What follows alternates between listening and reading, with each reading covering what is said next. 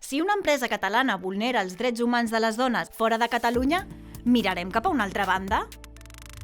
El Parlament debat durant els pròxims mesos l'aprovació del Centre Català d'Empreses i Drets Humans, un organisme públic independent que servirà per avaluar l'impacte sobre els drets humans de les empreses en vinculació a Catalunya.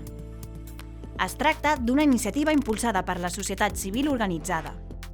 Una proposta pionera que segueix la línia de treball de Nacions Unides, on es debat la creació d'un tractat vinculant a escala mundial. Aquest centre podria, per exemple, acollir denúncies, imposar multes, investigar casos de possible vulneració i donar suport a les comunitats afectades. L'objectiu és també limitar l'accés a contractes públics i ajudes per la internacionalització.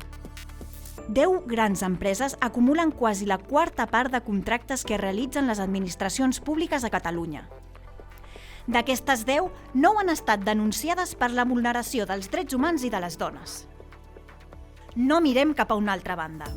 Fem que s'aprovi la creació del Centre Català d'Empresa i Drets Humans. Entra a www.alertadh.org i signa el manifest de suport a la creació del centre. Diguem sí al centre.